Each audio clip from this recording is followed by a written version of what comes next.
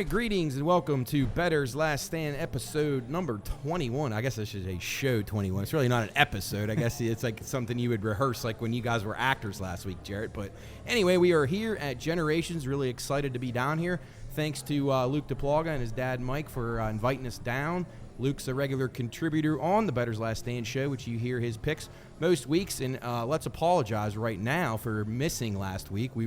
You guys were out on assignment, Jarrett, who joins Bettor's Last Stand for the first time ever. So welcome, Jarrett. Yeah, thanks, guys.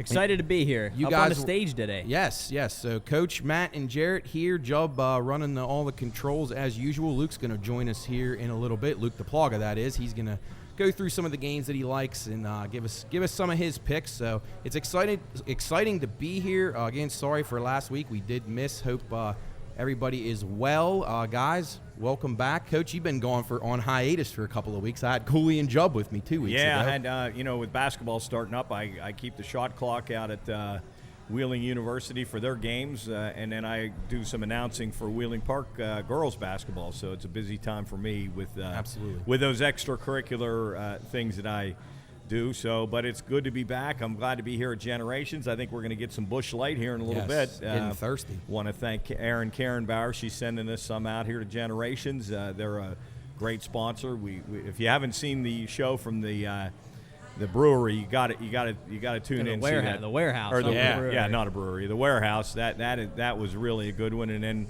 we want to thank Calcruth Roofing and Sheet Metal for their help with us also. They're a wonderful sponsor. And softball video came out today. Yeah, right? so that's coming out today. So you'll probably it'll be. So when everybody sees us on Friday, they'll be able to check that out if they haven't already. So that's exciting stuff. So all those videos are sponsored by Calcruth. So shout out to those guys and should be a good show here. First time on. Absolutely. Excited. Sorry you missed last week. Like you said, we were doing.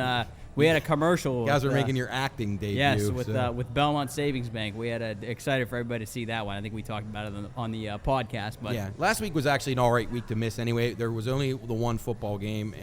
Obviously, we could have given some sweet NFL picks. I'm sure it would have been made people a ton of money. But Army-Navy, which just to recap that a little bit, 16 straight unders until that game went to OT, Coach, and you covered every which way. Yeah, I had the under in the first half, which was a pretty easy one. I think it was 10. It was 10-3? 10-3 at half, yeah. And then Army blocked the punt right before halftime. Right, and then I had the over for the final, and with the help of overtime. 2 plays, 2 touchdowns. 2 plays, 2 touchdowns, put it over easy. I rather would have had Navy. I had Navy also, but not quite as heavy. But and still, I think that's a controversial call on the goal line there. Yeah, you and I agree that I think the ball broke the plane before he fumbled. Yeah, and I thought it was interesting that they didn't. They mentioned it briefly on the telecast, but then it was all about whether he fumbled or not. And I even thought with Gene Steratore being in the booth, I thought they would at least say, well, it doesn't matter if he lost the ball, but as long as he breaks the plane. I didn't think there was enough emphasis on that, and it was strange to me. But, whatever. It's in the books now. There's nothing we can do about it. Worked out pretty well for us. I know Champ had he had the game under, and he had Navy, so that wasn't one of his better days. He got beat double-sided there, so he was pretty pissed off when he was down at the Snake Club. But I thought maybe you'd bring him out here today with us. I honestly, he was nestled in his chair and betting on the dogs, and he didn't want to move. What was his bet last year that he got really mad about with Army Navy? Yeah, I think he had Navy. I think he just had Navy. He was his $5 on Navy. Yeah, he was real upset. He was very distraught. Last night he had a couple big money line winners. I think he did bet Wheeling College, so they covered. They had a nice lead there, Coach. That was I was at that game. They had no business losing. They were up 15 in the second half, and I've seen them play I think 6 times now in the same scenario with them. They just run out of gas and are not very deep on the bench. Yeah, and they don't have a true point guard. Bryce. I'm totally lost who the kid from Wheeling Central. What's his name?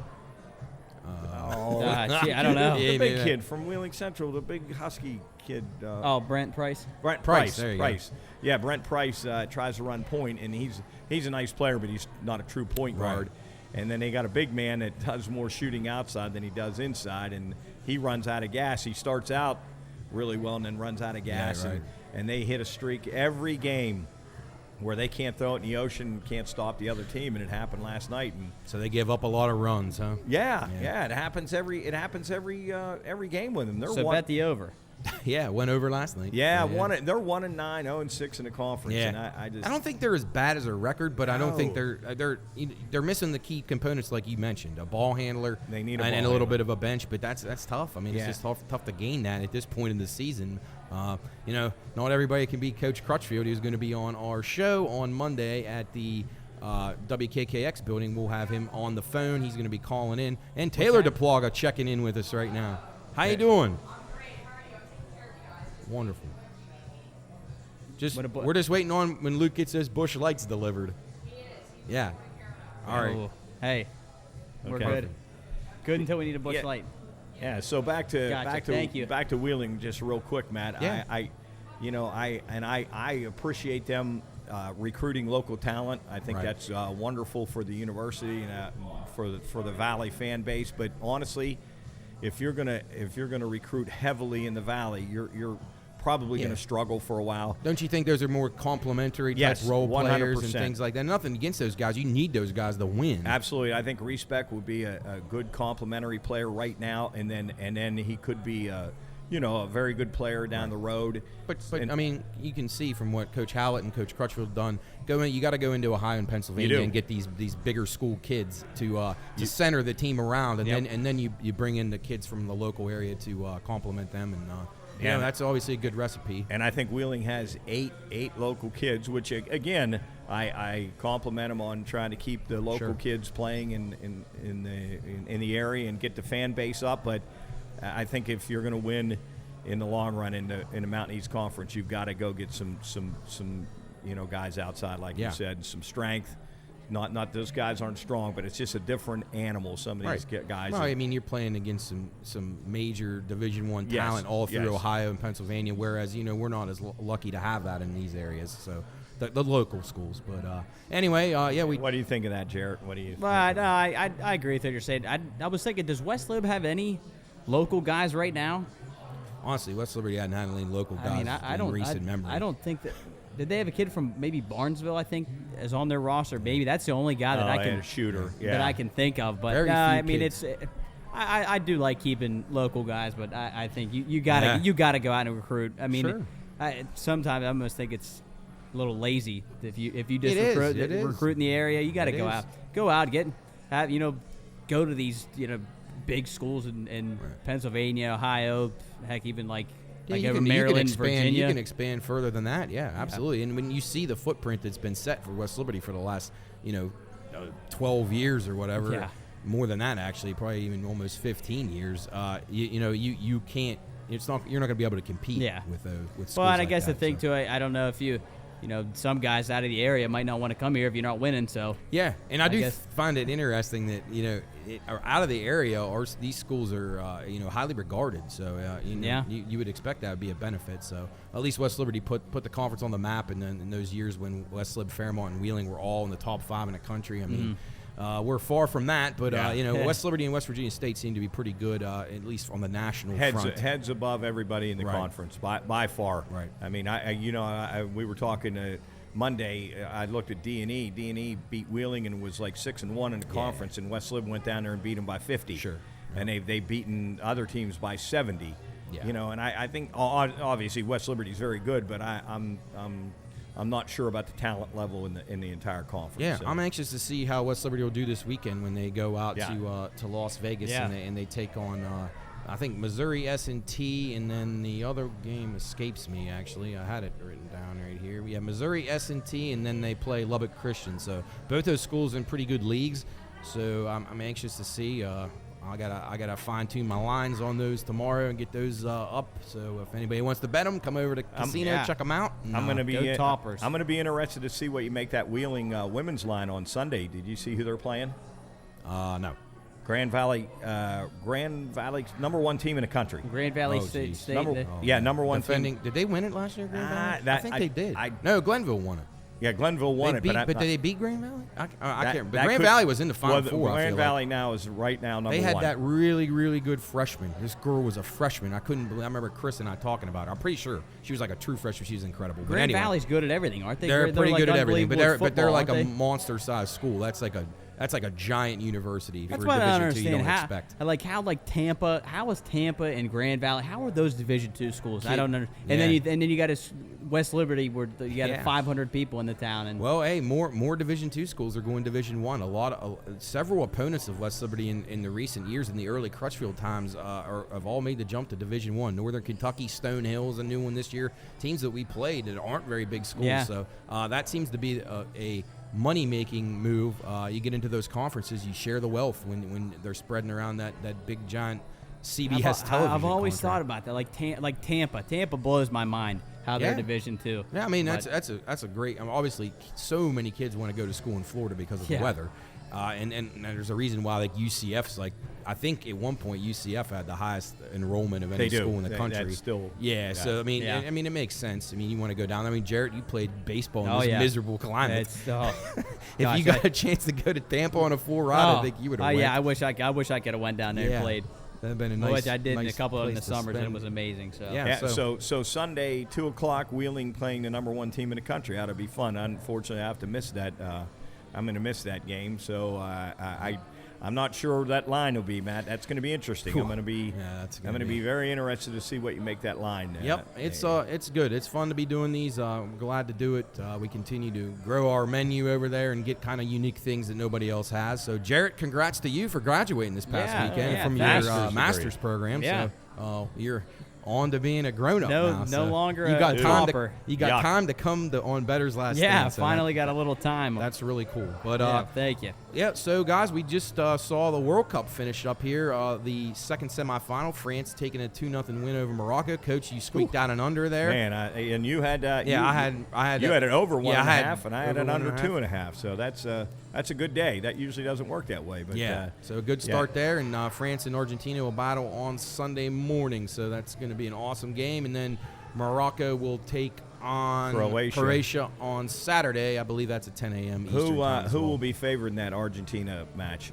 Boy, I tell you what, I would expect France to be favored in the match just because of the power ratings and the overall how they were kind of weighted. But they have had some injuries in this tournament, so there's a chance that's going to be a dead near pick 'em, and possibly I think both teams will be plus money, obviously. So that's one thing you get in soccer that you don't get in a lot of other sports, because you have that option for the draw there. So you're going to have both teams at plus money, so you're going to get a good price on whoever you like there. I'm hoping Argentina can get it done, but it's probably the two best players in the world, Mbappe and Messi, going at it. So it'll be well worth the watch on Sunday morning. And then I think probably – I don't know if Croatia's got anything left in the tank. They seem drained, but you never know how Morocco will recover after that. They're going to have a good crowd on hand. I'm sure because the African nations ever even finished as far as they have. I'm sure they would love to win that third place match. So I'd probably take a look at Morocco. Would you say these are the best two teams left? Best two teams. They're the best two teams. Brazil to me was never as good as everyone thought. They have Neymar, but their team concerned me from the start. I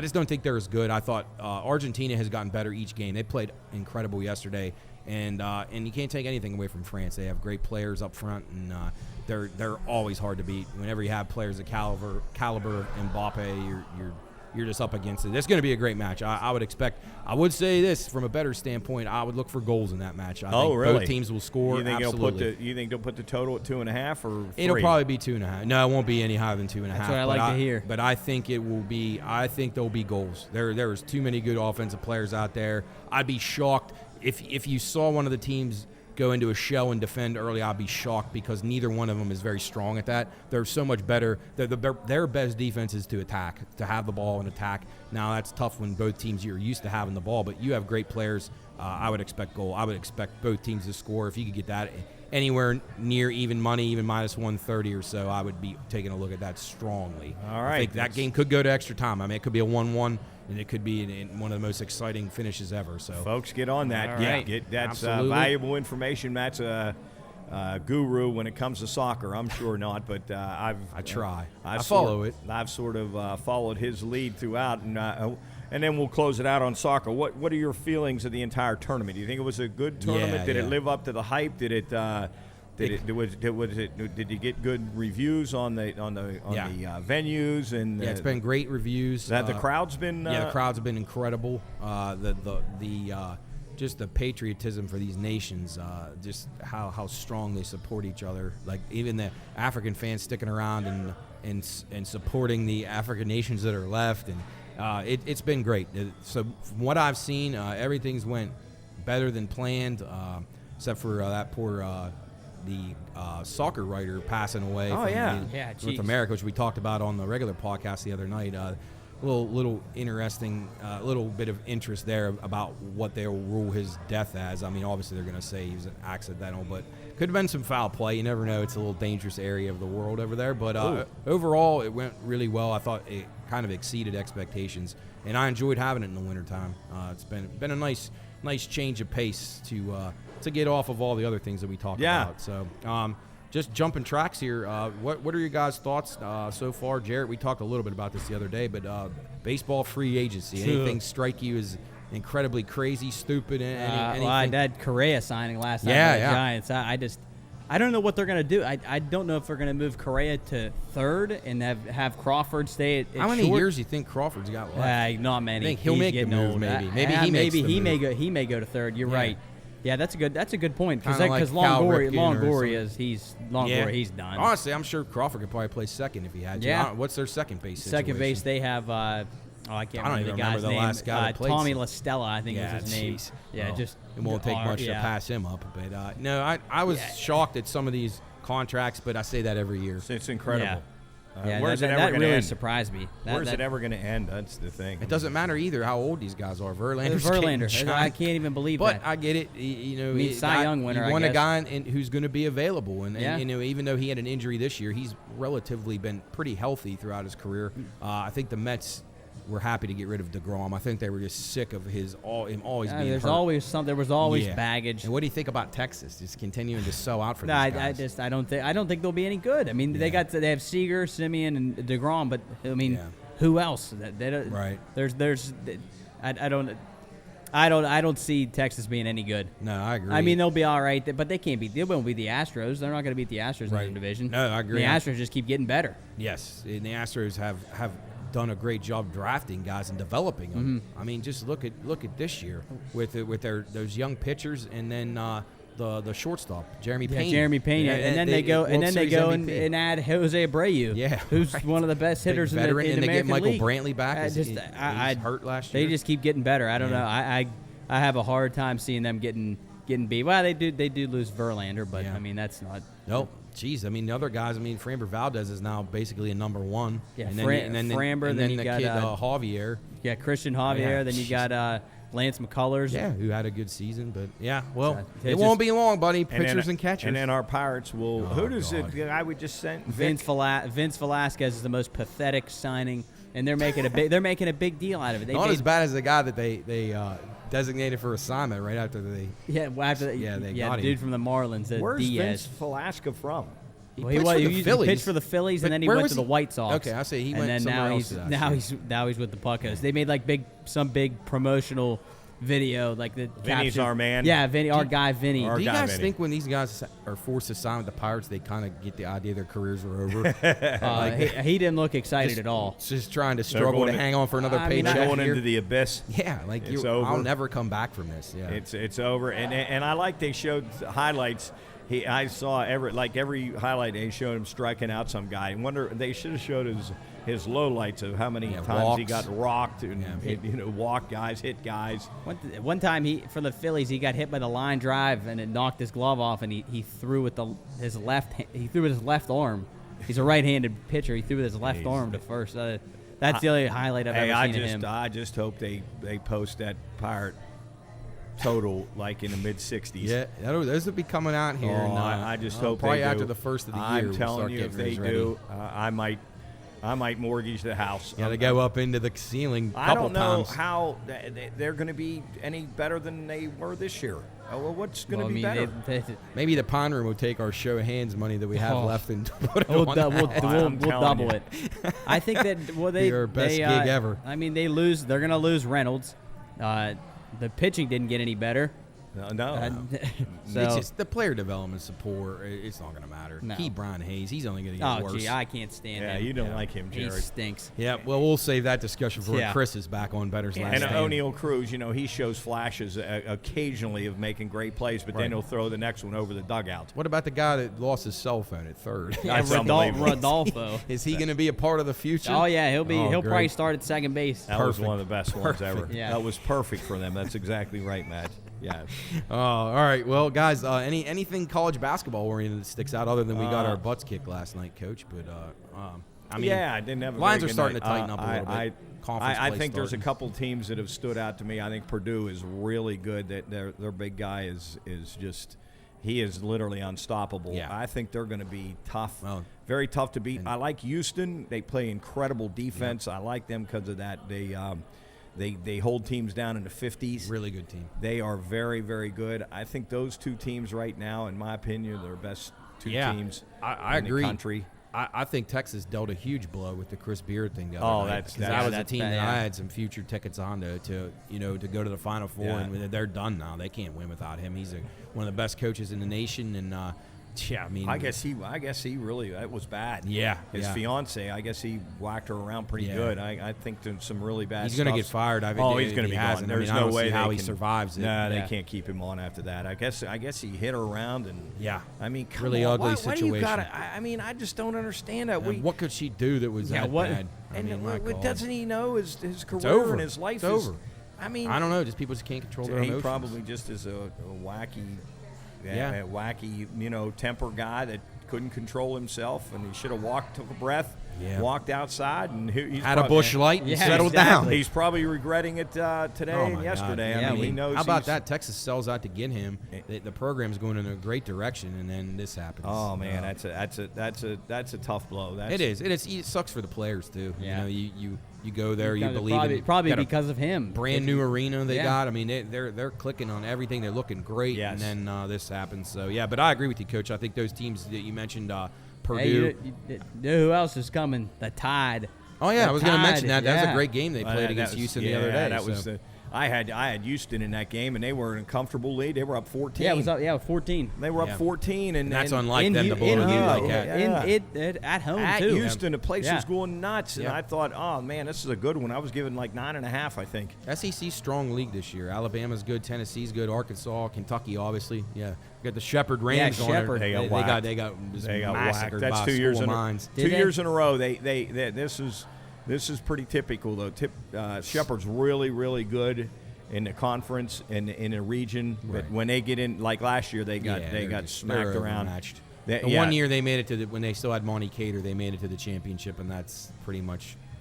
But kudos to them for moving from the Mountain East and the PSAC. Yeah, he's still dominating. Yeah. PSAC is a really, really tough football conference. So much more of a grind than the Mountain East. And he don't have West Liberty on the schedule to get or Wesleyan. Yeah, or Wesleyan. Yeah, so kudos to them, but they were a little out of their league in this. I think it ended up 44-13 maybe, or something like that. God, I hated playing over there. That was one of my most hated places to go and play. Shepherd? Oh. Well, no wonder. Oh, my God, you guys were getting... They were good in everything. Yeah. You Pretty much. You were playing basketball. third.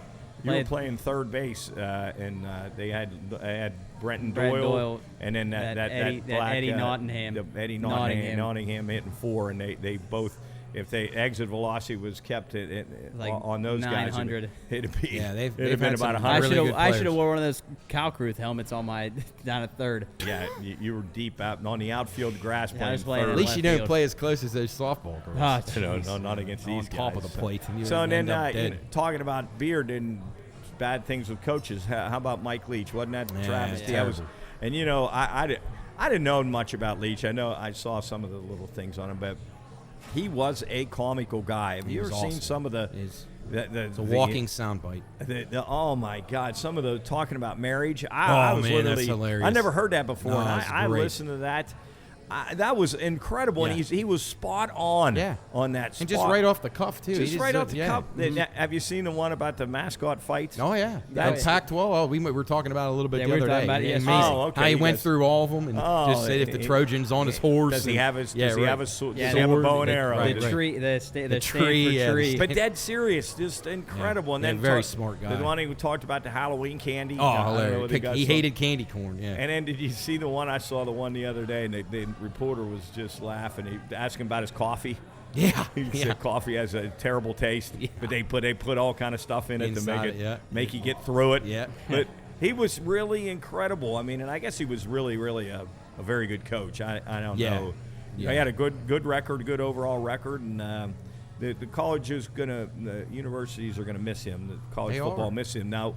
What do you think that'll do to their team? How do you think they'll respond? It's a great question. You can't really handicap the human emotion. How are these guys going to respond to it? Yeah. I don't know. There had been some scuffles about like things weren't going well there to begin with. But really? Yeah, but I mean, obviously this makes you forget all that. Like that's even if the players were going to go to the transfer portal, I'm sure that they were just devastated, most of them, that they lost Coach Leach like that. But I don't know. I would tend to think they would play really hard for him, but you don't never know. Are they in a bowl? Yeah.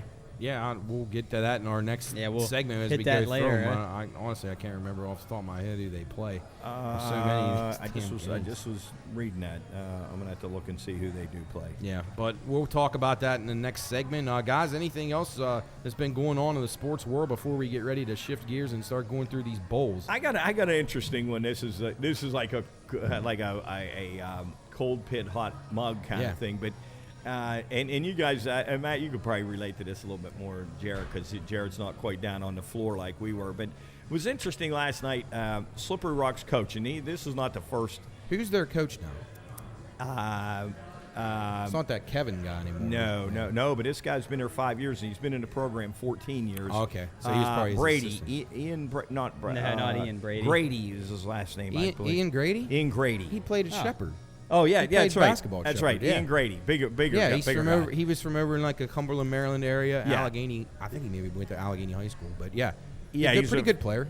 Okay, and then the program's doing pretty well. But one of the assistant coaches, and I've heard this, like the fouls were like 7-2 in favor of Wheeling, not in favor. Right. Like Slippery Rock had 7 fouls, Wheeling, and all they kept bitching about was. Look at the foul differential, and I never understand that. I don't understand how you can complain. It's a fraud argument. It's a fraud argument. If you foul 7 times and the other team only fouls 2 times, what are they supposed to do? Even it out, like to make sure that the fouls look good on the board? Yep. I mean, if one team just is slow on defense, or they reach a lot, or they go over the back, or they charge. I've never got that argument, and I've heard it several times this year from coaches.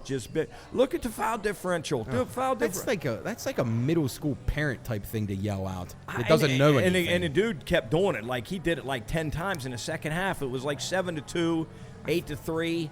Look, the foul differential. What's a foul? Come on. What do you? Well, you're committing the fouls. You're reaching. You're slow.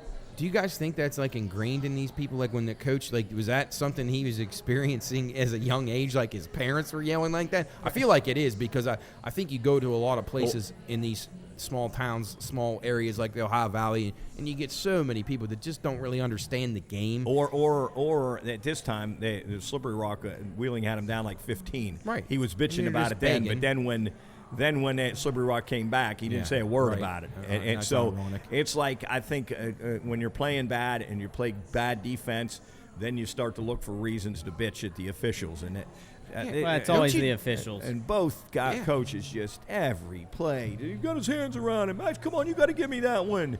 Come on, you got to go. That's a foul. The whole game, it's like, I mean, come on. That's one thing about Coach Crutchfield. I'll tell you this. He was not a whiner and a crier. And if he did complain to the officials, it probably was a bad call. Yeah, no, and I think he benefited from that because when Absolutely. he did get mad, he had a little more leeway than a lot of these other guys because he didn't sit there and whine from the very beginning. And he might say, hey, if it was who were some of the officials back Brad in the day. Roos. Hey, Brad, that was a tough one. How about that next close one? Make sure it goes our way. Right. Instead of screaming and yelling the whole game that you missed out when you got his hands around him, but he's moving his feet. I think it's exhausting. Yeah. Oh, it's unbelievable. It drives me crazy. And there's some local guys that drive me nuts, too. I won't say who they are, but drives me nuts just whining the whole time like they deserve this. It's not a good look at all. And you kind of want to be tempted as an official to just say, Coach, you should work a little bit better on your defensive positioning or something. Exactly. And quit complaining to me the entire time. And I think those guys are never going to get calls when they they think it's going to help them. It's not. These officials are going to go in the locker room and say, hey, listen, this guy's a bitch in the whole game, whining about everything.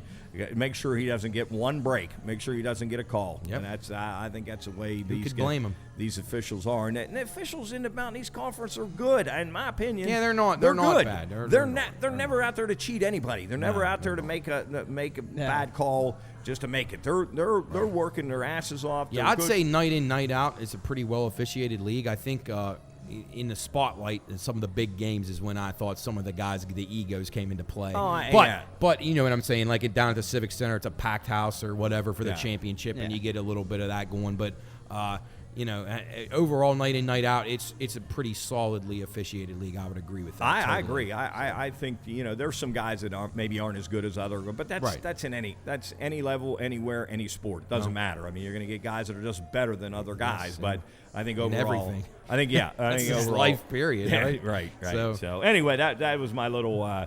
Take from one more thing before we take a break and Jarrett and I talked a little bit about it on the show the other night, but this situation with the UFC now. Disaster. Is really, really calling the integrity of the entire organization into question here after this Patty Pimblett fight the other night. Jarrett, you watched the fight. What was your take on it? It was unanimous. Jared Gordon won the fight. It's not even close. Honestly, Patty Pimblett didn't ever have control of the fight. He never had control of the fight. And still, they unanimous for Patty, which doesn't make any sense. What's the reasoning? What do you guys think the reasoning is? Dana White admitted that he is going to investigate it, and there is a possibility that match was fixed in some regard by the judges of some sort.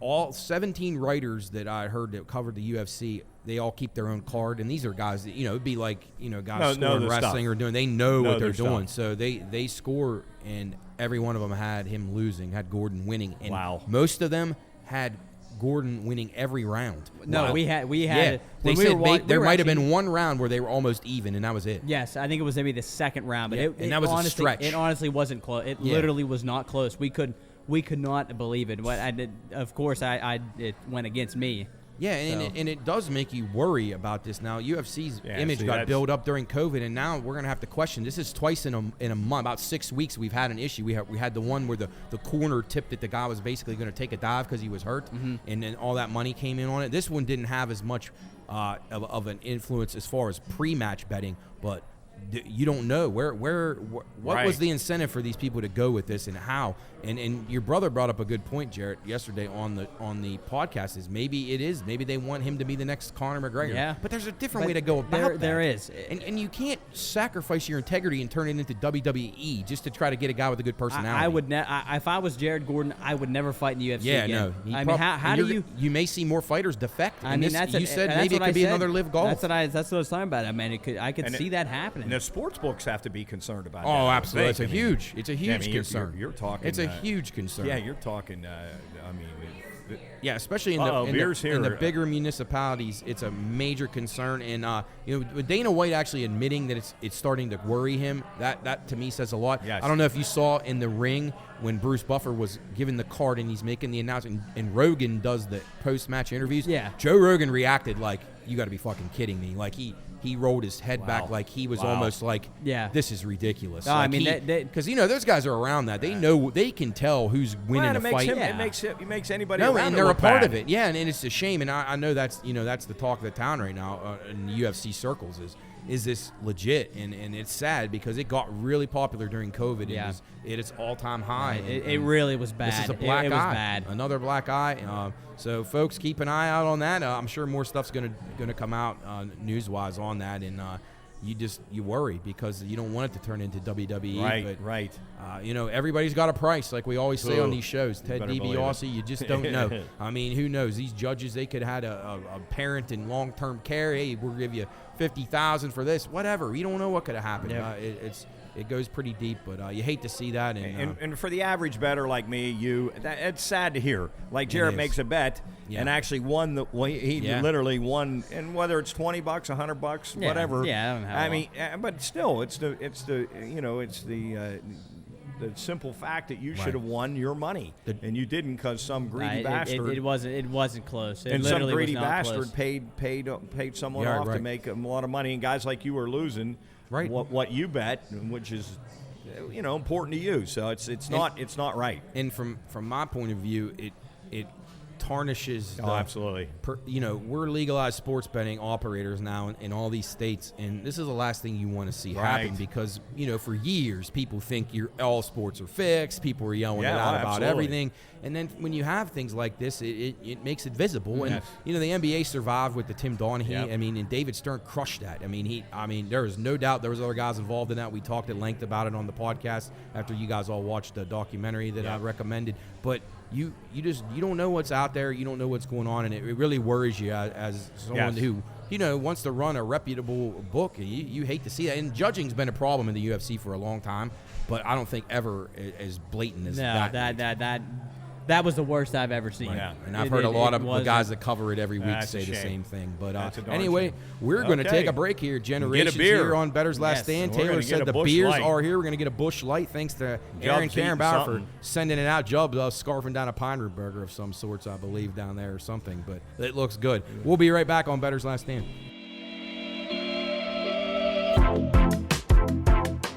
This show is for informational and entertainment purposes only. All wagering activity should only be conducted by those 21 years of age or older and within the confines of federal, state, and local law.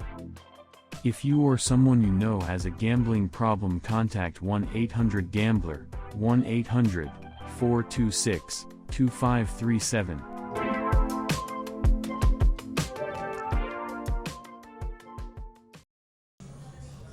All right, welcome back into Bettor's Last Stand here at Generations. We are on location with our good friends down here. Taylor Duplaga has brought us a nice six-pack of cold Busch Light, iced down in a nice bucket there. So thanks to Taylor. Luke called that special order in from Karenbauer for us. So thanks to our friends at Karenbauer for everything they've done with supporting the Pine Room podcast and Bettor's Last Stand and all the Pine Room Studios umbrella of things. So again, if you have any thoughts or comments or observations about the show, anything you'd like to see us talk more about, contact at thepineroompodcast.com.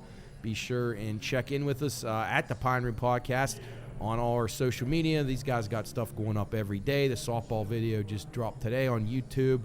So be sure and check all that good stuff out. Be sure and hit up the shop. Get your, I got a Bettor's Last Stand sweatshirt on to get your Christmas gifts for all your loved ones. Nothing says love like the Pine Room, so we'll be happy to provide your Christmas presents for you. So check that out. Job's hard at work on all that stuff. I think he's going to have a holiday featured item coming up here next week. So be sure and give all that a look. We appreciate everybody who's supported us and follows the show and watches us, and it's been really fun. We've had a good run going here. So getting fun. Getting close to getting in our office. Yes, we're gonna have a permanent site actually with a studio. Also, Jarrett's been a big contributor there, getting the painting done and getting all new flooring and. We got all our equipment's coming in. We got a desk now. We got a TV ready to mount, and they got plans for us our furniture should be coming in a couple weeks. So we'll have you'll see us here on the podcast here soon. Yeah, probably do Bettor's Last Stand, I would imagine. Maybe not next week. I don't know when. That depends on when the furniture comes in, and then we still need the right computer. Around Christmas, maybe. Yeah, probably around. Maybe we'll do like a Christmas special. Down from the first break in the office. That'll be cool. Yep. So, all right, well, we're going to shift gears here to college football, which is kind of on the forefront of what everybody's probably thinking about these days. I guess you still got your NFL diehards, but Coach, you're probably pretty excited about bowl season kicking off. We got bowl games coming up beginning on Friday. We got 5 of them on Saturday, or 6 of them on Saturday, actually. And then you got 3 NFLs on Saturday, which we'll talk about in the last segment of the show. Luke's going to join us at that point, talk about what he likes this week as well. But we're going to get things started here with a little bowl talk, starting off on Friday evening. Now, actually, before we jump right into the schedule, from a betting perspective, some of the most important things about these bowl games, opt-outs, transfer portal, coaching changes, there's so much to take into account. Overall motivation to be at the game. You have more variables and more elements, however you want to look at it, than ever before. It's hard to bet these games early, whereas in the past the pros would be betting these games very early. They can't do it anymore because you just don't know who's going to play. You have so many guys opting out, and I went a whole list of guys and put them on here. Just looking from Pitt, Keaton Slovis, Clemson, DJ Uliungalele, Notre Dame without Drew Pine and their tight end Michael Mayer. I mean, there's Spencer Sanders from Oklahoma State. I mean, these are big-time players. Graham Mertz from Wisconsin. Ohio State's Jackson Smith-Njigba, probably the best receiver in the country, has been hurt a lot, and he's just not going to play. Yeah, not going to play. Then they're in the playoffs. I know. Yeah. I mean, is he going to be hurt? Astounding. Is he still hurt, or is he? No, the word is he's opted out because he does not want to jeopardize that injury hurting his draft stock. I mean, he literally is in the college football playoff, and he's not going to play. Yeah, That's just, I mean that's when rough. you know that's it's a bad look. It's one thing if you're going to go play in the Boise Potato Bowl. That's a bad look. Yeah, it is. It's a terrible look. His brother plays for the Pirates, so that's I don't know if that maybe there's a correlation there. There's quitters in their blood, Yeah. huh? Yeah. Florida, Anthony Richardson's going to the pros. I can't believe that. He's terrible. I think at one point it was 6 weeks into the season he had no touchdown passes. So Oklahoma without their 2 starting tackles, their running back, their top defensive lineman. Oregon without their top corner. Joey Porter Jr. for Penn State opting out. It just guy after guy, and you just wonder how can these coaches keep this all going. It's really tough. You got to do your homework. You got to find out what teams want to be at these games, and there are some of them. Some of the teams that really, really want to be there. There's going to be a few of those teams that had a good season, coach, like your Kansas Jayhawks, Oregon State Beavers. Bowling Green was the worst team in the MAC last year, and they're bowl eligible. Mm-hmm. So you have some teams that want to be there in these games. Florida State, I think, will be a good team in the bowls. I agree. I think they'll play very well. I like them. Well, I think Washington against Texas is going to be a really motivated team. Michael Penix said he's coming back next year. I think Washington, who improved a ton, they were one of the worst teams in the Pac-12 last year, and they're going to get a shot at Texas. I think they'll come out very motivated for that game. Kansas State, Nick Saban basically dissed them when he tried to make Alabama's case to try to get in the playoff, and he said TCU got beat by a terrible team. Well, now he's getting Kansas State, and a lot of his guys are opting out, so he could be in trouble there. I think K-State will play hard. I'm not saying they'll always cover, and again, for those of you listening and watching, this isn't a guarantee these teams are going to cover, but you can at least guarantee they're going to play hard. Yeah, and that's which half is the I mean battle. that's important in these bowl games. That's all you can ask for as a coach. I mean, Alabama's not going to give a shit at all. No, really, for Alabama, it's almost going to be like a spring game for them. Like guys who are going to stick around in the program, maybe didn't play a lot this year, looking to put their stamp and get their starting spot for next year. Is it confirmed? Is Bryce Young definitely? No, he is not confirmed yet. Okay. He's one of the guys that I had that may be. So others expected to opt out that haven't, at least as of this morning. I saw my boy from UCLA. Yes, yep. Dorian Thompson-Robinson was I had him on here. Wide receiver Josh Downs for North Carolina, I believe he is not playing. I don't think that was official, but I've heard through back channels. Texas running back Bijan Robinson and Bryce Young, those guys. Malik Cunningham from Louisville as well, expected not to play. So, again, motivation's so important for this stuff. As you know, coach, being a coach, it's tough to get guys to buy in all the time, and then there's nothing to play for. It makes it even tougher. So, I got to give credit to these. And you also have coaching changes going on as well. So I'm actually looking for an article in the Morgantown paper. I wish I could find that. Great article talking about the portal and guys leaving West Virginia. And this guy just absolutely rips these guys that are opting out. Did you see? And in his standard bullshit, love letter they leave for the coaches, the team, the fans. What a crock of shit. Just, and the guy says, leave and don't let the door hit you in the ass. Go and. Did he happen to put a figure in there of how many? Because I had, as of this morning, they thought approximately 1,000 players in the portal, expected to be between 2,000 and 3,000 by spring. Well, there were 1,000 on day one. Yeah, well, I think I saw 766, and they thought by morning there would be over 1,000. Yeah, there were over 1,000. So I wish I could find that article. It's a great read if you want to really see somebody rip the players about opting out and talking about it's all about me. There's no team, that there's no I in team, but there's an M-E in team. You know what I hate too is that they act like this transfer portal is them becoming a free agent. That's not what it is. Wasn't what it was supposed to be. No, it's not. They say, I'm entering the transfer. I'm open to all that. That's what it's become. It blows my mind. It's awful. I think they act like they're free agents. They literally do. I think free agencies hurt sports as a whole, and I understand. Everybody wants to be able to do what they want, but when you're getting paid money, a ridiculous amount of money, and teams have your rights, I mean, you kind of forfeit a little bit of that option. You're entering a draft. Like if you just want to go to the team that you want to go to, then don't enter the draft. Yeah. Then have them come and court you and figure out which team's the highest bidder. I'm actually surprised guys haven't done that yet. Yeah. Because you don't want to go to these teams or whatever. I mean, it's bad in the pros. It's terrible in colleges. Now these run-of-the-mill marginal guys are transferring like there's some big deal. I'd love to know what committee thought this was a good idea. I just don't. Have you heard one person that knows the sports say this was a good idea, the portal? And I just go back to when we had firsthand Coach Crutchfield at the Pine Room talking about this in his sport, in basketball, of how it's negatively impacted his program, and he's getting, teams are poaching players off of him. Division I teams are poaching guys off of him. So I do not. I have not heard anybody in the coaching realm that covers the sports, that is close to programs that thinks it's a good idea. The only people I've heard say it's a good idea are the people players. Getting wealthy off are the of players. It. That's it's it. Just why it's just like and guys like Cooley that are defending. Dear God. Well, it's just if you're soft, you don't play. Okay, right. I'll just transfer. That's I'm not good. You don't want to work hard enough to get better and outplay the guy that's ahead of you. Oh no, I'll just transfer and go to a school where I can play instantly. I give so much credit to guys who stick out in programs and play and continue to stick on the team, work harder, maybe then develop into a role by the time they're a junior or a senior. I mean, Jarrett, you've lived this. You've lived it. Yeah. I mean, doesn't it make you feel better about yourself and the guys that did stick it out with you? Absolutely. Don't you feel like you got such a better bond?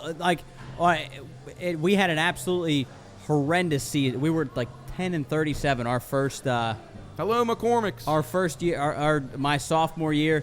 Everybody's like, I'm transferred. This is the worst thing ever. Well, we stuck it out. Next year, we made the playoffs, and everybody that was meant more to close. We were the closest net team I've ever played on. It makes me mad to think about the guys can just leave because they don't get to play. Yeah, and it's disappointing. And it's also the coach. You've been hearing this around the area for years about the fascination and the obsession with parents forcing their kids to go to these D1 schools. Right. Well, we had a conversation up at the softball show that we did up at West Liberty with the girls, and about this aura with Division One. Got to go Division One. Go Division One. Go Division One. It's just it's a lot of parent. We've seen it. We've seen it firsthand. Guys that go D1 don't play a lick, and then they're done. No, would you rather have been on the worst Division I team in all of sports, or would you rather be on a key contributor on a very talented and successful Division II? Division II, there's absolutely nothing wrong with Division II. Hell no, there's not. There's nothing wrong with Division III. No, nothing. Anything, JUCO, NAIA, whatever you want to play. It's the fascination with it. Oh, I'm D1. What, you play on a big shit deal? You big play on deal. a shit team in a shit conference, and you're never gonna play. You never see the field. It's just that. I tell you another. The transfer portal is who unfair is the fans. Terrible. It's sad for the fans that pay money to come watch their team and are loyal. They buy all the gear. They go. They're fanatics. They have parties. They learn of guys. They buy jerseys. They support them. They love the fact that they get to know them. And then all of a sudden, the guys don't give a shit. They don't care about the fans. They don't care about the teammates. They don't care about the coaches. It's all about me. And it's so sad. That's our society as a whole. And the fans get cheated, and the fans get screwed every which way. They do. The prices go up on everything, on parking, on tickets, on food, on drinks, on beer, on everything, because of these greedy son of a bitches just want more and more and more, and don't give two shits about the normal Joes that want to come bring their 12-year-old boy to a baseball game or a football game and try to afford it. Yeah. Because they don't give two shits about anybody. And it's amazing. It's amazing too that it affects every sport. It's every sport. It doesn't matter. I mean, I was talking to Coach yesterday about LSU baseball. They got every single transfer that you could think of in the country. Because these guys that struggled at other schools, now they want to come. Yeah, they want to go to LSU. Go where it's easy. Yeah, my buddies that I eat lunch with every Friday are diehard Mountaineer fans. They still trying to get to know the Mountaineer basketball team. Yeah, because guys have left. Guys are coming in. You look at Mountaineer football team. That's a freaking. I feel bad for Neil Brown. He's in big trouble. You're right about the fans. I mean, I used to be able to tell you every single player on Miami's roster in college football. I can't. I'll never be disturbing. able to. It's literally disturbing, and I feel bad. There needs to be a change. But it's not going to happen. Jarrett, the problem is now as these NIL deals start to carry down into different levels. I mean, they're going to be taking over. They'll be in Division II here before too long. These bigger schools, like you mentioned, Grand Valley. There should have been a cap on the NIL. It's horrible. There should have been some kind of cap. I don't have a problem with that. No. I think within means I can accept that. I mean, this guy's making $2-3 million and guys driving Ferraris around. It's and making more in smaller programs, making more than the coach. I mean, come on. It's really and none of these really guys have proven anything or earned anything. Well, you called it way back, Matt. It's a wild, wild west. It is. So it is. It's horrible. It's just I want your guy. I'll shoot you and take him. Yeah. That's what it turns into, and I'll give him a bag of gold and he'll be happy for a little while until he gets mad at me, and then he'll go to the next guy. So anyway, let's get off our soapboxes. Yeah. Let's talk about some bowl games. Yeah, I got a few that I like, and I've already made some bets on the bowl games, and I hope anybody that's listening out there, I hope we can maybe give you a few winners that we like. I've had some decent success in the bowl games. I'm sort of a dog player in the bowl games. I like the dogs. But you like to get all the info, too. And, you're always very leery of when Say or Nick texts you and say so-and-so's got 20 guys not playing or whatever. Yeah. It's a little bit – it makes a difference who those guys are. Yeah, sometimes misleading just because there's 10 guys that are not playing that are out because of sick or whatever. Right. Sometimes that's a little misleading. The line gets adjusted a little bit, and it works against you. So be careful of that. But as Matt said, watch the good players that are opting out that really affect the game, especially like your linemen. Keep an eye on your good linemen that opt out, especially on a defensive side. That's edge rushers. That's a big factor. But all right. I like the dogs. I'm a dog kind of guy. I just think the dogs in these games are usually the teams that really want to play. Yep, I agree. Or even teams that were big underdogs and now maybe got bet down to a low, maybe they're only catching a few points. Yeah, same thing. Just the bigger the point spread. I mean, honestly, in these bowl games, they're I don't want to say evenly matched, but going through the card, you only have really a couple of double-digit spreads when you're looking through them. So that's a good job by the bowl committees in themselves of getting even matchups. So we're going to start right off on Friday night. The first bowl game kicks everything. Actually, it's Friday afternoon. Friday morning, Friday morning in the Eastern time zone. It ain't even out west. How about that? You get up out west in Vegas, you got an 8:30 That's amazing. Kick. That's great. So that's the Nassau Bahamas Bowl. That's going to be Miami of Ohio. That is my team, obviously not even going to be near a bowl. He'll take on the UAB Blazers. UAB -11, the total 45 right now. I like this game over. I think there'll be some points in this game. Both of these teams, I think, will want to play in this game, so I think there could be some points. What do you guys say? I'm with you. I'd play the over. I haven't played this game yet, but if I am going to play it, I'd probably play the over in this game. I thought the total was a touch low. 45 seems a little bit low. I don't think I played either of these teams throughout the year at all, so I don't really know anything about either of them. But Hey, you know me. I like my overs. You do. You love those things. So, and then on Friday afternoon, we have another nice game here, the Cure Bowl. This is in Orlando, Florida, so good weather there. Troy Trojans and Johnson's UTSA's Roadrunners. Troy, actually, it opened Johnson -1.5, and now it's up to 2 for Troy. So a complete flip there. Troy taking a lot of steam. I have heard some steam on the over as well. I think I said on Monday's show on WKKX that I like this game over. I do like this game over. I think it's a low total. And I think both these teams can score points, and I think they'll both play hard. And I like UTSA. I think their quarterback, Frank Harris, is really, really good. I watched him against North Texas. He is quick. He can get down the field. He's a double threat kind of guy. I like UTSA. Even though I do like that over, I do like UTSA. Jarrett, what do you say? Yeah, I like UTSA too. We kind of watched them throughout the year. Like we had some bets. Johnson's Roadrunners. They're a good team. They're a good team, especially getting 2. I think I might play them to win the game. I think this would be a sneaky good game, actually. Yeah, I do too. Yeah, where's that? Orlando. Yeah, Orlando. Exploria Stadium. Is that Exploria? Is that UCF's maybe? Is that UCF's? That's a great question. I really don't know. I don't know. We'll check on that. But anyway, rolling into Saturday, then 6 games on the card. You got 3 NFLs. Man, what a day. Lots of stuff going on there. 11 a.m. kick. You have the Fenway Bowl at Fenway Park in Boston, Massachusetts. Just a national treasure. Great place. Amazing place. Louisville and Cincinnati in the Satterfield Bowl as the coach, Scott Satterfield, leaves Louisville to go to Cincinnati. Crazy. Now, we have Louisville -1.5 in this game. The total is around 41. It opened at 44. Lots of money on the under in this game, and I can see why. Malik Cunningham expected to not play, and you also have uncertainty on both of these coaching staffs. Yeah. Obviously, Coach Satterfield's not coaching either team in this game, so you got assistant coaches taking over. You have no idea the motivation here. I do really agree with the move to the under here. I think agree. This is a game. I don't know. The only thing I will say about this is if you can get your team to buy into playing in a very historical Fenway Park, a really cool place. Then the Patriots used to play there. I mean, it's got a lot of history. It's pretty neat, but I don't know how that can, how much weight that even carries the kids nowadays. I would say this is a major underplay. It's a low total, 41, for a reason. But I like it under too. I already played it under. Jarrett, you gonna go? I think I'm gonna go there. This seems like an absolute disaster game. I mean, it just seems like, like you said, you don't know the motivation of these guys. But I mean, if you don't even have your head coach there, I mean, I can't see them being like.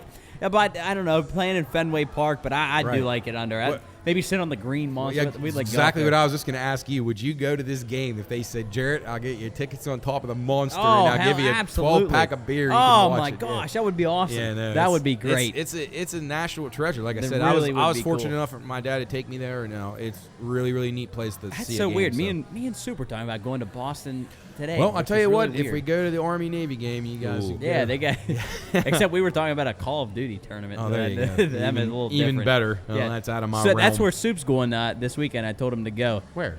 So there's in Raleigh. There's the first Call of Duty League tournament is there on Saturday, and I just texted him and said, "Hey, you should go to this as a joke." And him, he says, "Oh, I'd love to go to that." Do they have lines on those? Yeah. No, they don't. Yeah, they do. Yeah, well, those are all of my big bets during the fall. See, you need to get a job in that. If I know. You want to be an odds maker, I'm serious. That's going to be my picks of the week this week. The Call of Duty.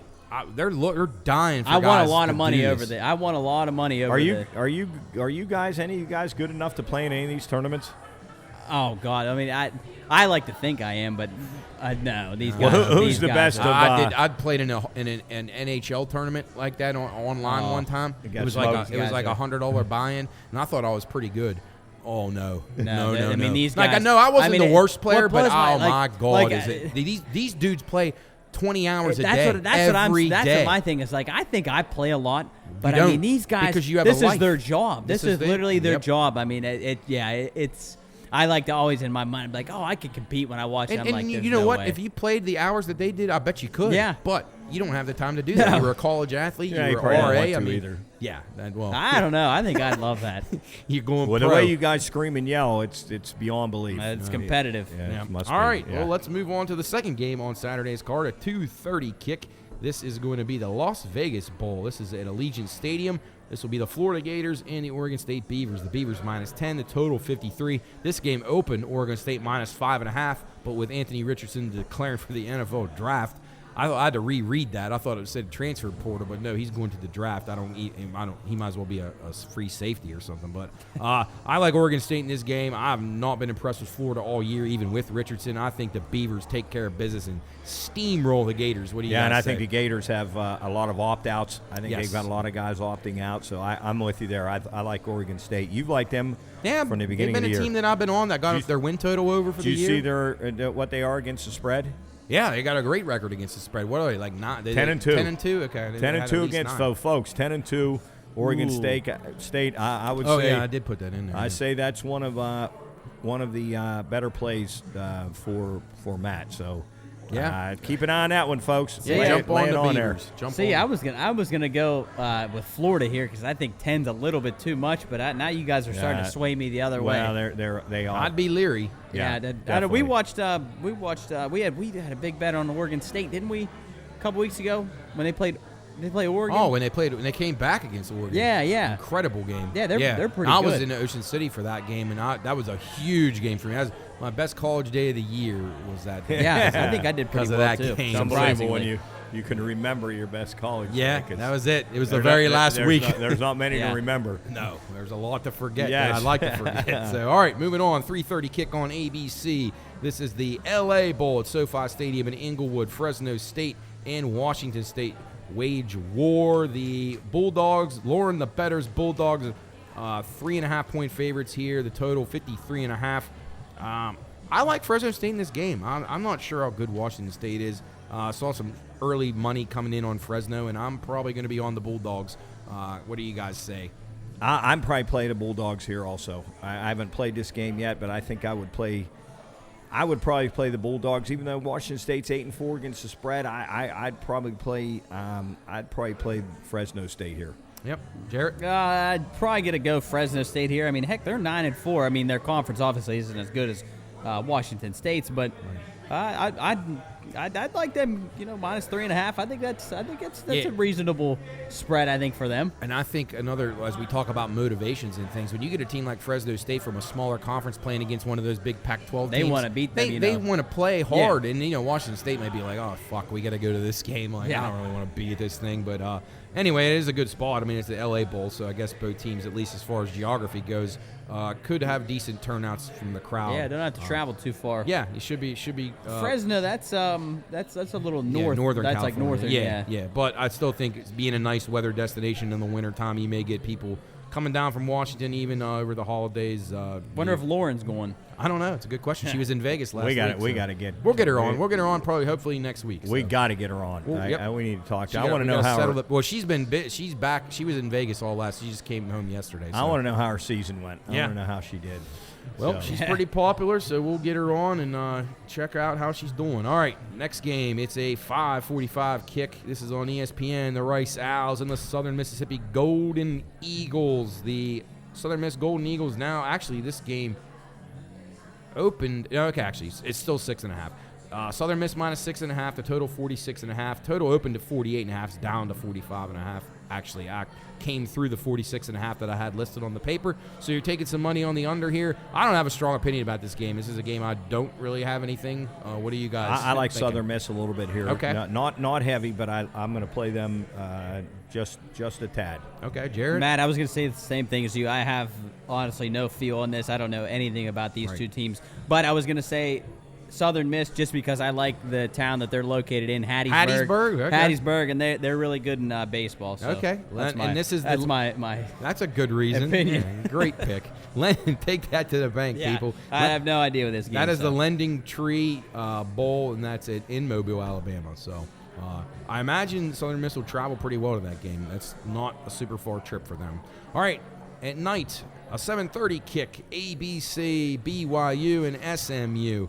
This is now SMU minus 5.5. The total 64.5. It's actually opened BYU minus 1.5. BYU having a lot of guys hurt, injured. Actually, hurt and injured are the same thing. Kinda. Although some people will say it's not. But hurt you can play, injured you can't. That's what trainers will tell you. But anyway, BYU opened. They have some guys. I don't necessarily know if it's opting out. I think it's more transfer portal related. Yeah. So some issues for them. I would lean Southern Miss. I don't like Southern Miss. I didn't like them all year. I was against them a lot. I thought they were really bad. So I'll have trouble betting them, but I will definitely be on the under in this game. Oh, you like the under? Yes, I like the under a lot. Okay, I'm the other way. I like the over. Okay. I like the over in this game. I'm gonna play the over. I know Jarrett probably playing the over. I too. was gonna play the over as well. Smoo always scores a lot. I mean, they're See, I feel like I've had them a few times, and the I fuckers agree. let me down. Yeah, so I agree. that's why I'm against them. I Well, don't they know. were 6-6. And then BYU 6 too. and 6, I and feel then like I had them a few BYU's 8 times. and 4. I don't know. On the over. I like could- the over. It's a high number, but I like the over. This could be a game where they just wing it around. And, you gotta see a lot of points. So, all right, and then the nightcap, 9:15 kick, ESPN as well. That's a big one for us. Boise State and our North Texas Mean Green. We'll be partying at your house that Yes. night. We have our annual 44th Watson Christmas party on Bittersweet. We're all Yeah. going to get together, The but final unfortunately, it's the last one of 44, and I have a feeling it's going to get a lot of fun. Yeah, we might have a drink or two. Huh? A lot of fun, and we're going to get to see Jake play, our these guys' cousin, Yeah. my great nephew. I would assume that's correct, right? Yep. And we're going to be jumping up and down, hooting and hollering for that one. So Yeah. I am going to go heavy on the Mean Green that night, just for sentimental reasons. Plus, I do like them. I like them. 10.5. I'm not way sold too on much. Get Boise. that 10 in I'm the telling hook. you, No, not I'm sold not on either. Boise. Boise stinks. I They think got Boise, the only thing to save their season, they got rid of the offensive coordinator and the quarterback transferred, and they've played better since then. But other than that, I agree with you. I thought this was a program that's not like when Chris Peterson coached them and they were, Right. I'm not perennial sold power. Maybe Gugu in the house there. Yeah, with Neil. Gugu, Neil, and Shannon just walked in. The McCormicks are out for a dinner tonight. So I'm on North Texas, folks. Take my play. That's Yes, the one. get on That's the one I'm North giving. Texas. Go Mean Green. Actually, seeing some 11s ticking around here too. So jump on it, take it. And maybe a little on the over too. How does North Texas respond with the coach being gone now and stuff? How does that? I think that kind of fires them up. I think. I'd probably agree. Yeah. I lost her AD to West Virginia. Yeah. Well, Yeah, that's right. What a blow that was. Huh? Yeah, Jeez. right. All right, and then we're going to go to Monday night. This nothing on Sunday, obviously, with NFL. And this is going to be the Myrtle Beach Bowl in Conway, South Carolina. Connecticut Huskies, a very motivated team, taking on the Marshall Thundering Herd. The Herd -10, the total 41. This number stayed right around this the entire time. Total stayed right around it. I'm on Connecticut here. I think You've been on Connecticut all year. I would tell you right now, I think there's a really good chance they win this game. I would love a shot on them in the money line. So I would sprinkle a little bit on them in the money line at 310. All right, I'm with you there too. I'm with you. I think they're what are they against the spread? This 9-3. Yeah, they've had a really strong season. Great strong season. I'm with you. Yeah, Jim Moore's done a great job. Jarrett, what do you think? Yeah, I'm on UConn. Yeah. They killed me a couple of times. Like they won games that I had the other way. Right. So well, yeah, you're just used to UConn sucking. Liberty, they kicked Liberty's ass. Yeah, they beat Fresno State. And they had some good wins. Yeah. Against I'm bowl surprised teams, by that. I'm very surprised by that team. Hey, UConn on the up. How about the day that Coach had? Did you have Boston College against them in Boston College? I don't even know if they scored. Yeah, he scored 3. Yeah, it was 13-3 final or something like that. 13-3. It was the worst ridiculous game in the history of that. It set college football back 10 years. Worst game ever. Yeah, that was Boston College was painful anyway. They were tough. All right, couple more here. I'm going to need a cold beer. Yes, we'll get a refill. Tuesday. This is going to be the famous Idaho Potato Bowl in Boise, Idaho. Or ironically, the Eastern Michigan Eagles taking on the San Jose State Spartans. The Spartans -3.5. The total 54.5. I like the over here. I don't really know a ton about these teams. I got to be honest. What do you guys say? I'm not much into this game. I probably. If I would play it, I'd probably play the under. Did you say under? I liked it over. You like it I over? thought you were going to say Jarrett's line. When in doubt, play the over. I'd probably play the under, but I'd lean more towards what you tell me. No, over. All right. Over, because I have absolutely no idea about these two teams. So No, I actually be surprised to see Eastern Michigan and San Jose State were in bowl games. But anyway, congrats to those teams. All right, moving on. Boca Raton. The crowd of that game of about 312. I like to put a middle on that. Yeah, 312. There's more people in generations right now that'd be at that game. I guarantee it. $299.50 is the middle. Friends and family only. Yes. And it's not really a great destination and you going can't to count Boise. the band. No, it'll be cold up there. It's Ooh. going to be horrible. Yeah, the people will be steered away. I would not want to get case. assigned that bowl game. Oh, That's a my. bad one. Eastern Yeah. Michigan. Herb might Street be won't be on that one. I don't think so. God. He stinks. Who will we have on that call? I don't even want to know. All right. This is going to be Tuesday night, 7:30 ESPN. There's a bug on my microphone. Yeah, All right. I've had that Toledo, the Rockets in the Liberty Flames. Toledo -5, the total 54. This thing opened Toledo -1. Liberty has had some defects, so not sure about. You want to check what their personnel is. Their coach as well. Then he got a bigger job, right? Didn't he leave there? Liberty? Yeah. Yes. Yeah. So Freeze. Yes. Yeah, where the hell did he go? Oh, jeez, can't believe I can't remember this. Oh my God, he a big program. Yes. Well, yes. anyway, Hughes on the Freeze- move and Freeze yeah, went Hugh to, Freeze. Yeah. It's a southern. Was it school. SEC school, wasn't it? I'm trying to think of who left. He went somewhere. Oh my goodness. Nonetheless, that's I mean, awful. It's just memory overload. But yeah, so I'm not sure what Liberty will have here. Toledo, I think, has been a team that they were touted as being the best team in the MAC. I really don't know if they ever really were. I'd like to lean to the over here, but I'm very leery about overs with teams with uncertainty in the coaching spot. So Freeze went to Auburn. There you go. Freeze That's a Auburn. big That's it. program. Yeah, that's it. Boy, I don't know how good that's going to work out. I think both these teams underachieved. I agree with that. I watched Toledo several times in Maction, on those Tuesday night games. I thought both teams underachieved. I don't know about this game. This is a toss-up. Will these teams play? I'd probably lean a little towards Liberty, a little bit, but nothing heavy. No, I'm against you there. I really like Toledo. I thought Liberty was going to be a really good team. I think even they were ranked. I think they were up to like 20, maybe within the top 20. And then UConn at one beat 'em. point, and then they get beat by UConn, and then they fall Hey, apart. but maybe that wasn't that bad of a loss. They so. lose their coach. I really like Toledo here. All right. That may be my best play of the week. Ooh, Jarrett. Maybe. Wow. Giving that a good I one. got one that I absolutely might be my best bet of but all it's- time, but it's Well, not that's till all right. next week. You can give it. Oh, we'll give wait to the end. But Yeah, no, it'll be- if you're it's- not going to be. Yeah, on but you here might next want to give week. it now so guys Right, could get bet it lock before it the in. line. Yeah, we'll do that at the 'Cause very you're We'll end. do it at the end, Go yeah. heavy. You're We probably got gonna go heavy. we got 2 more games to cover for this week. As Some we, could say it's biased.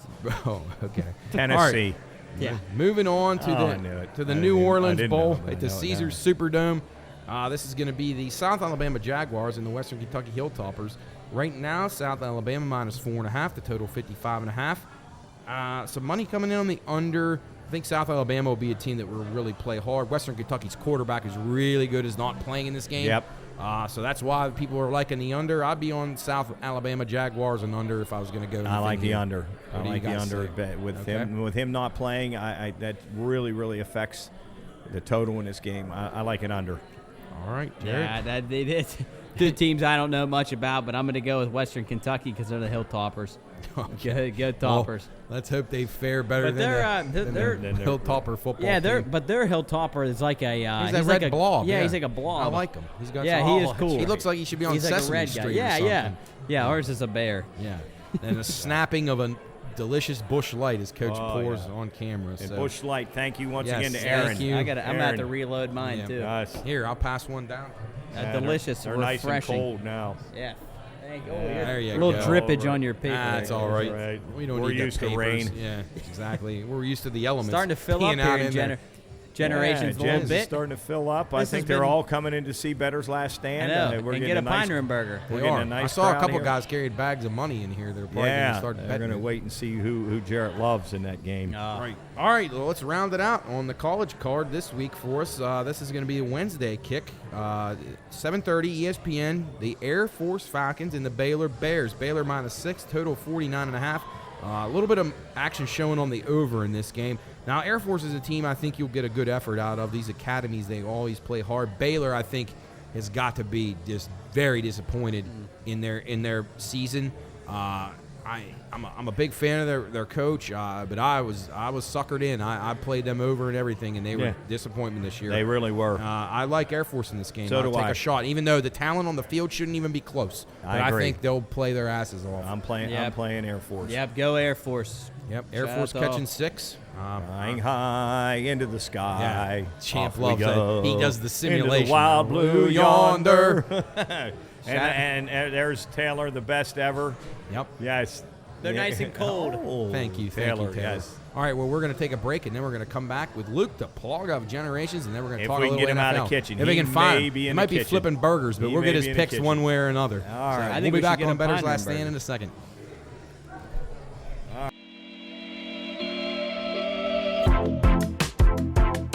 This show is for informational and entertainment purposes only. All wagering activity should only be conducted by those 21 years of age or older and within the confines of federal, state, and local law.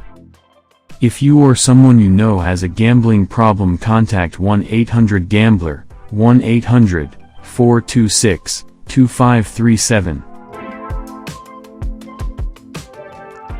All right, welcome back to Bettor's Last Stand. We're joined by our good buddy Luke Duplaga here from Generations. Luke, welcome to Bettor's Last Stand. The folks know your voice from all the call-ins and all the good picks you've been giving all year, Ooh, but they all the maybe good have picks. never seen how handsome you are. This is a great guy right here. All the good picks lately? Yikes. We're Wow, gonna hide those picks. So it's- Yeah. Man. Don't bring that Well, up. throughout the year, you've had a Caught me strong at year. bad timing in those last 2 weeks. Well, I mean, Mark calls you and you're busy. You're Yeah, you're he's- flipping yeah, burgers. he's got a lot got going other on, He was things. on a toilet. Yeah. Well, that's where a lot of guys get their best thinking done. Exactly. Anyway, True. it's a pleasure to have you with us. Thanks again for all the support from you and your dad and all the folks, your sister, taking good care of us down here. We're glad to be here. Really fun. So welcome. Thank you guys. It's good to have you as always. Tell you what, to start us off, a couple things are going on here at Generations. Our new menu started, and of course, you guys came out and tasted like probably 4 or 5 Yeah, I burgers think or we- so. Yeah, I think it was. Came up with that pine room burger on Texas toast, tater tots, boom boom, pepper jack, queso, and ever since that menu came out last week, I was telling your son over there, we've sold probably on average 3 to 4 a night. That's great. That's awesome. Are I've there- already seen 2 tonight. Has Are you anybody getting- asked you guys, like, where did this come from? What does this mean? Everybody thinks it's the Pine Room in Oakville. I'm like, no. Are you? What do you think is the catch for the burger? Is it the queso? Is it the Texas toast? The tater tots? What do you think it is? I think it's that how Soup wanted, that smash effect. Yeah. More Oh, of like yeah. a messy type, spicy, Yeah. good taste to it. That Chipotle boom boom sauce is really probably catches an eye. And it has a lot of things that everybody likes, I Yes. guess, right? A lot of yeah. popular items on it. Yeah. Yeah. When people eat it, are you getting good response on they love it? Very good response, yeah. Really? No Good. complaints at all. Oh, that's Good to awesome. hear. Good. And Texas toast is a key, though. That is an unbelievable Yeah, way we to eat a burger. we put a little butter and let it sit on the flat top for a little bit, and I take that toast off so it sits there. It's just so nice and Ooh, a little See, crunch Jarrett, on the outside. You're going to Yeah. have to get one now. Oh, no, I just thought about that. We forgot to order. That's all right. Well, we'll hang around, we'll make we'll hang Luke go around and back have a couple and more. get one. you guys we got Westwood basketball coming in, and we got an NBA game coming on. It's college basketball. You got Westwood basketball coming in tonight? Yeah, they're gonna be right here, about 20 of them. Oh, geez, okay. What time are they coming? 6 o'clock. Oh, shit. So Ah, 30. cool. Already Yeah, seen we're it. here soon. Awesome. Oh, All right. well, maybe we'll get Coach Howland on when he Yeah. when he gets here. Okay. Yeah, all right. Let's jump into NFL. Let's get the master man's picks over here.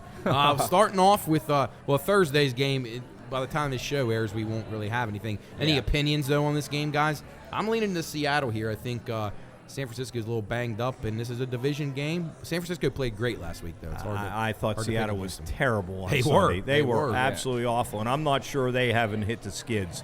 I'm not sold on. They may have. Gino was off to a great start. He's starting to slip a Gino, little bit. Gino Smith's not the answer. I don't think. No. I think No. by the time next season, I think you're going to see Drew Lock. Yeah, I he's don't starting thi- to really slow down. I don't doubt that at all. I really don't. But I thought Seattle was just awful on Sunday. They were painful to watch. They hurt both of us. But, I really like the 49ers in this game. I think Brock Purdy, I mean, he's been played great. He's been all right. That beat Tom Brady. I really, really like the 49ers in What this do you game. think, Luke? Jarrett, I have to go with you. I think there's too many players on the offense side of the ball. Brock Purdy, all he has to do is put the ball in their hands and let them do the work. The only problem is Debo, though. Now that Debo's out, Debo. that hurts a little bit. I did not know that. Yeah, that hurts a little bit. But I still maybe think an under. Yeah, well, it could Division be. game, 43.5. I'm always tending to lean to the I unders. could definitely see that going under 43.5. Yeah, because these teams know each other. But anyway, it won't matter anyway because this game will already be played by the time you listen to this, folks. But all right, let's move on to Saturday. We got a nice 3-game card on Saturday, starting off with a 1 o'clock kick. The Indianapolis Colts and the Minnesota Vikings. Vikings minus 4.5. The total 48.5. Vikings didn't look very good last week. The Lions took care of business against them. A lot of people thought that line was off. Coach, you've been a Lions backer. Do you think that was more the Lions, or do you think the Vikings are kind of starting to show that they're not that good? I think it's an excellent point. I think it's a combination of both. Okay. I think the Lions can score. Yeah. They can't stop anybody, but I think the Vikings are another team that has shown a lot of chinks in their armor now, and they are starting to really struggle. Yeah. If the Lions can beat the Jets this week, the Lions are got a really good chance of making the playoffs. They do. Luke, what are you thinking in this game? Vikings, Colts. I'm going to have to go with the Vikings. Just came out today, the Colts lost another offensive coach. He's going to Stanford. So I saw that. They really have no coaching staff. Yeah, and then their season's been a mess. Yeah. I mean, Saturday's trying to hold it together. Just keeping the locker room together for next year. Trying to, but I would definitely lean the Vikings here. Jarrett, what do you say? I like the Vikings a lot. I think the Colts stink. Matt Ryan stinks. He just, I see every week on Barstool they post that Matt Ryan is elder abuse, so that they're abusing him. So I really like the Vikings in here. Justin Jefferson's just too good. So. They got Jonathan Taylor. That's about it. Yeah, that's the only thing.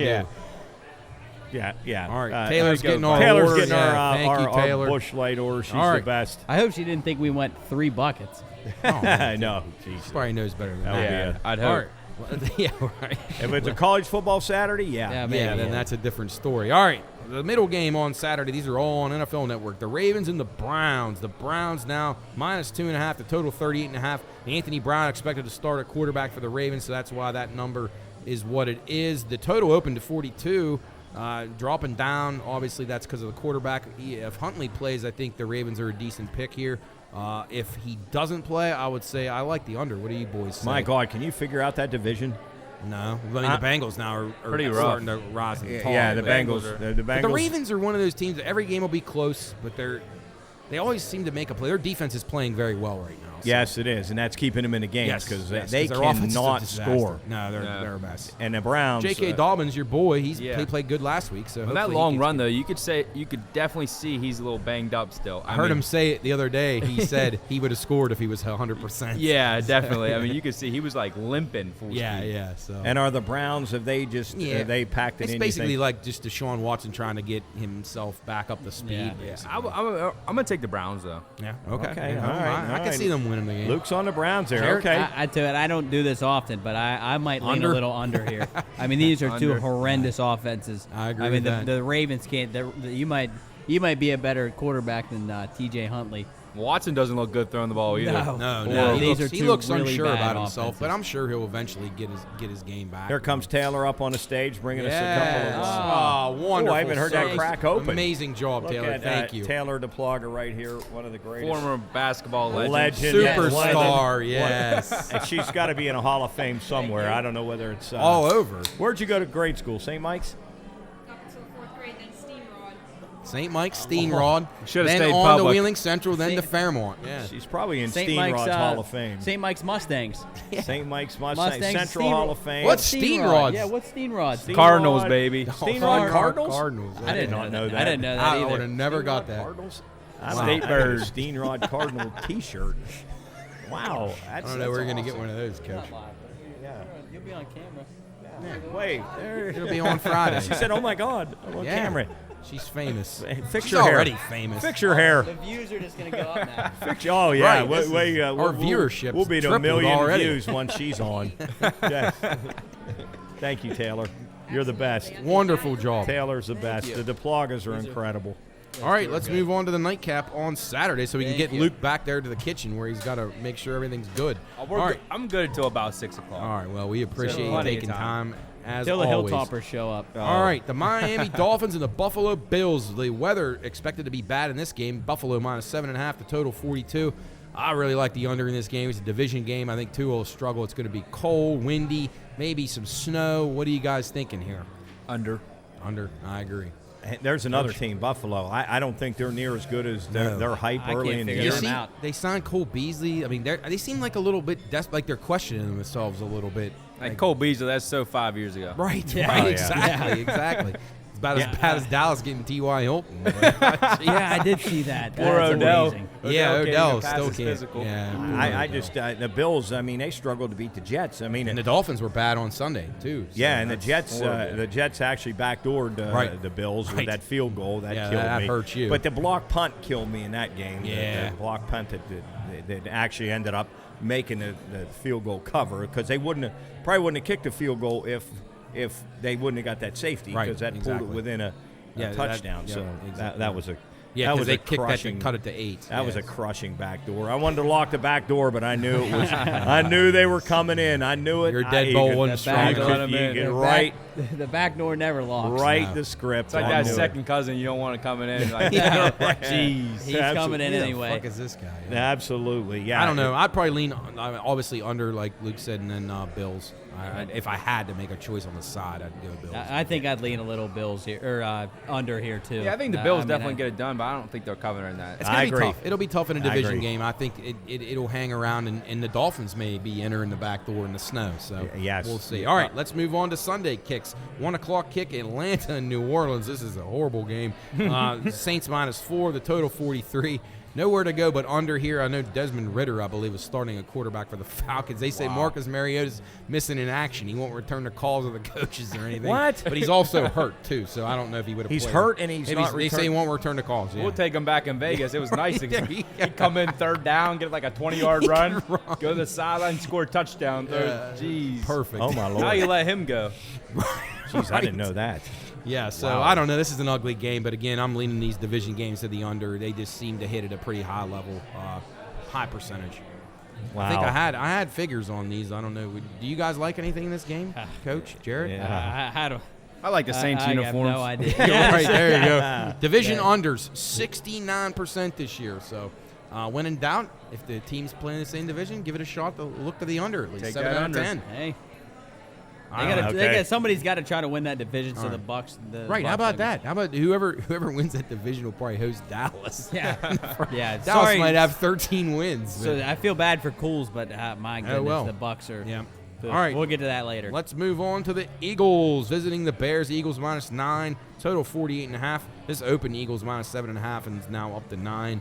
I think the Eagles might steamroll the Bears, but your boy Justin Fields is playing better, Luke. So what do you think about this game? I still think the Eagles are definitely covered. The Eagles are looking pretty solid. They are good. They are. They are very, They're very good. Jalen Hurts is really good. Yeah.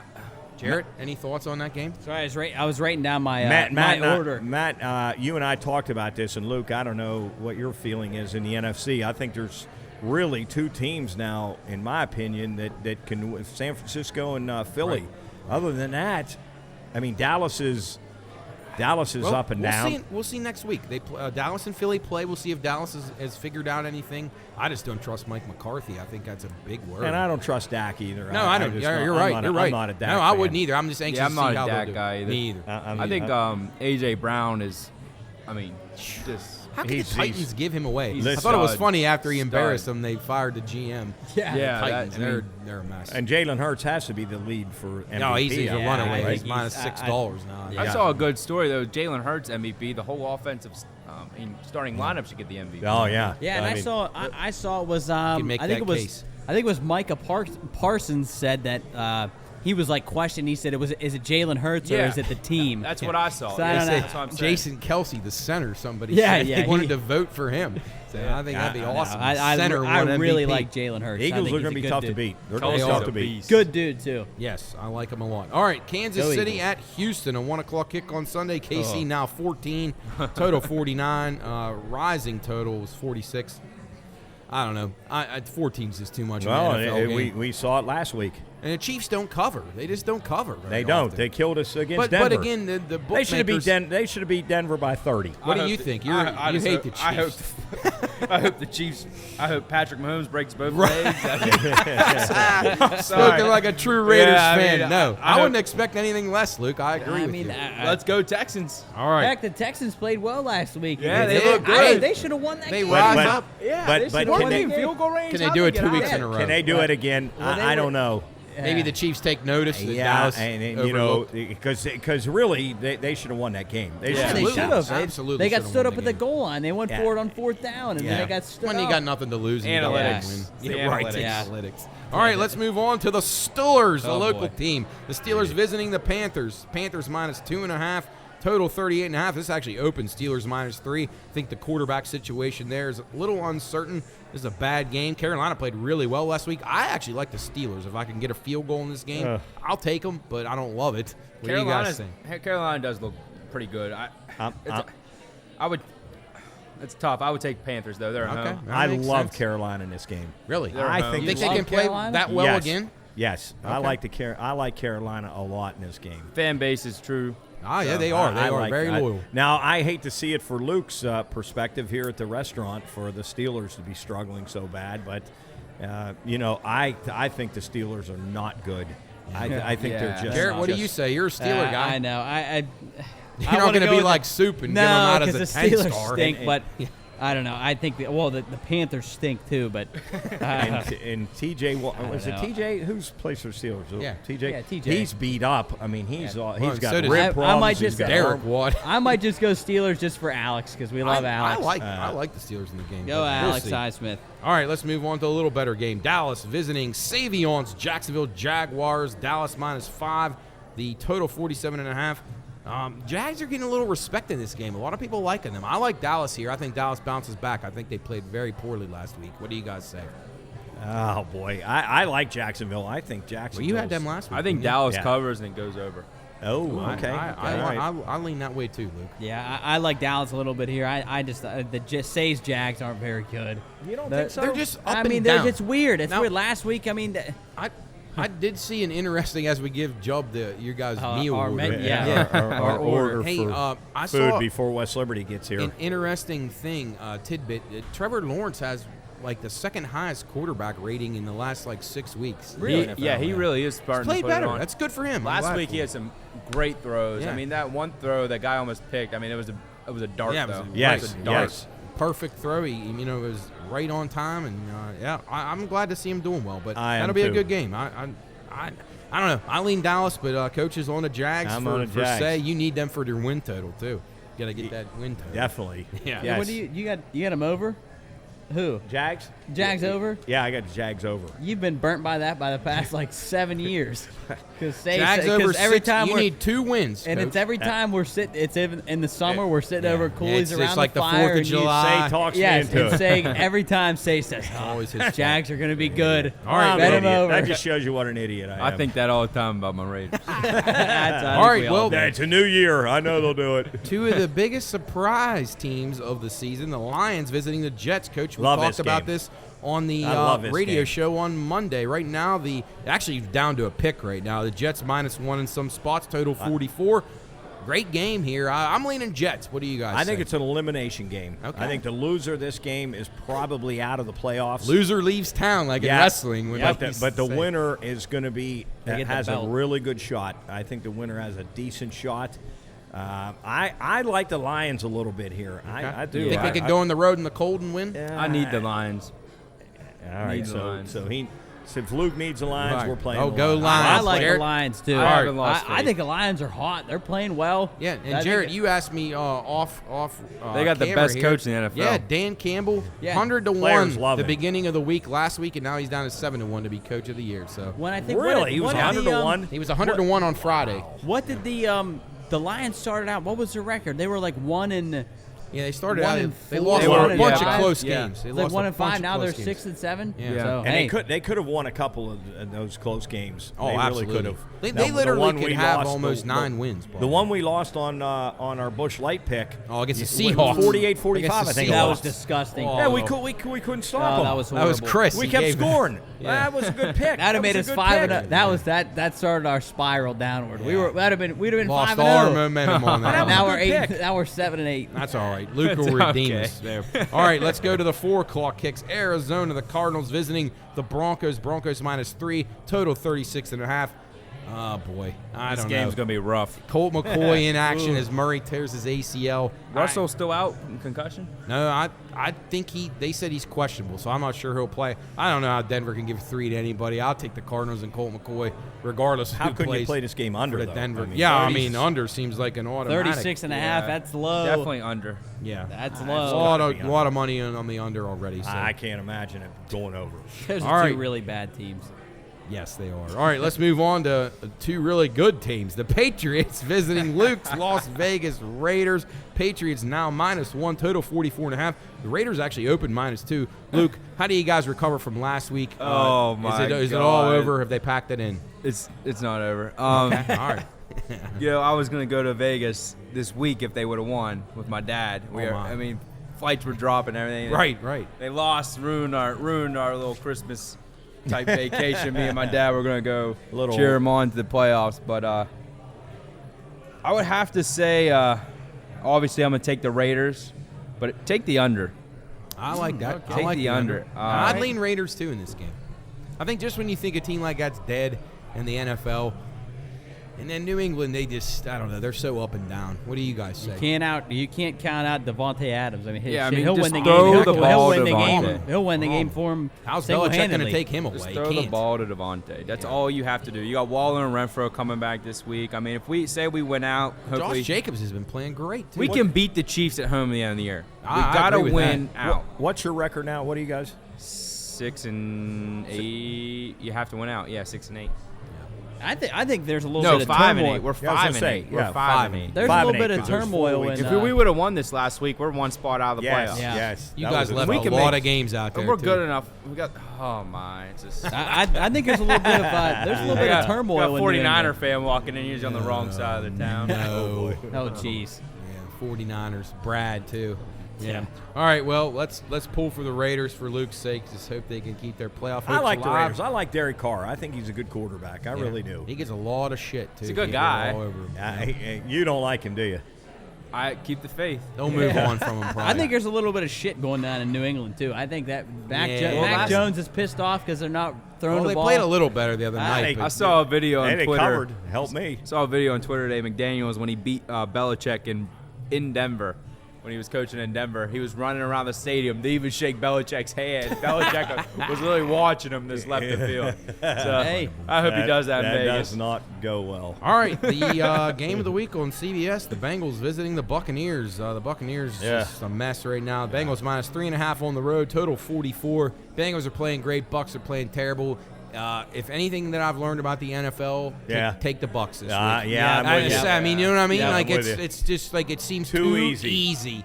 And if you're going to get 3.5, definitely take them at home. Absolutely. I think Brady, He's the GOAT. he plays for these kind of games when you think he's done. So, Yep. Yeah, like that Monday night game I mean, not this past, but the Yeah. previous Monday night game, he was awful. Yeah. Awful. And Fourth then the quarter. last drive, it went 90-something yards. Yeah, or it was whatever. Absolutely. He's still the man. When he he's wants the- to be, he's the man. He is. You 3.5 even at home is Even too if you much. don't like him, you got to respect him. No Yeah. doubt about Yeah. it. Now, Steeler fans will never respect him. No. I don't understand. I never understand that. But anyway, all right. The final Sunday afternoon game: the Titans and the Chargers. Chargers -3, total 47.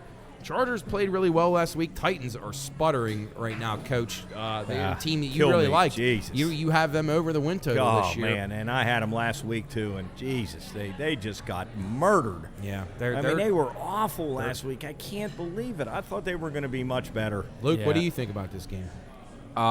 If I were to bet the Super Bowl, I would bet the Chargers. That's how I feel. I think the Chargers could definitely do some damage if They're they get in the talented playoffs. enough.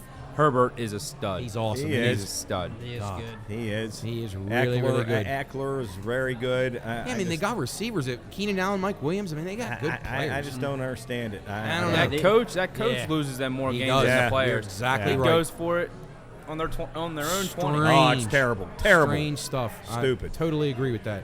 All right, and then the nightcap, Sunday Night Football, the Giants and the Redskins, or Heineke. Commanders.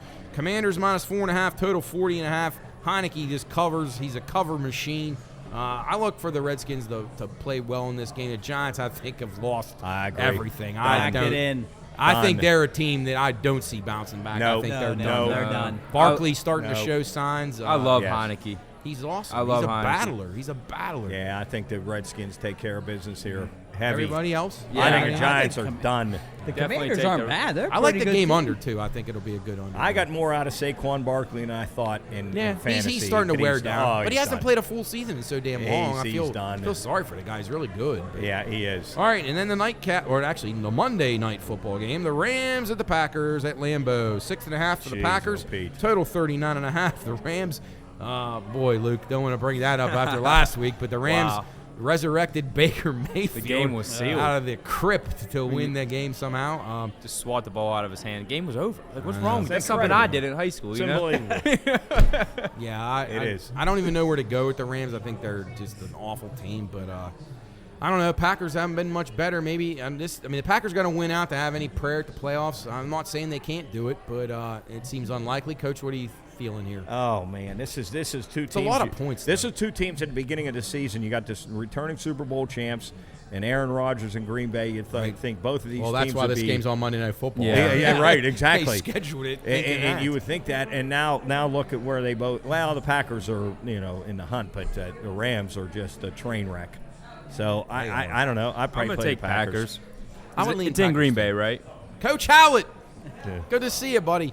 Yeah. I'm gonna lean Green Bay here. Probably. Ooh, I might like the over in this game. I think there's gonna be some points. I'm gonna go against you guys here. I Mayfield will just, throw a couple picks, maybe pick sixes. I don't know. I think Baker's gonna be ready to go. I think Okay. the Packers absolutely strutting are around awful. Lambeau. I think the Packers are horrendously bad. Well, they're awful on defense. I'll tell Yeah. you that. Well, I guess the Rams aren't much better, but I think Baker's gonna lead the Rams. They might even win this game outright. Oh, Yikes. They might win the game outright. Plus 245 money line Yep. bet. I love it. All right, well, let's go to Luke right now. Luke, if you All had to right. give a couple NFL best bets, your two best ones, where are we going this week?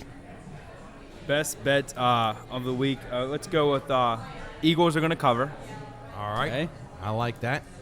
And I really like the Commanders. All right. All right. Staying in the NFC East. Those are pretty All good. right. I like those. Two good teams. I like it. love Heineke. I'd take him right now over Carr. I agree with you. I think that guy's a proven winner. He actually that year that Tampa won the Super Bowl, they were the only team that played the Bucs tough that entire playoff. That entire playoff sequence. They should have won They the had game. him beat. They had him beat. But Where did Heineke go to school? That's a great question. Couldn't even. I have no idea. Do you have any idea? No. Bethany.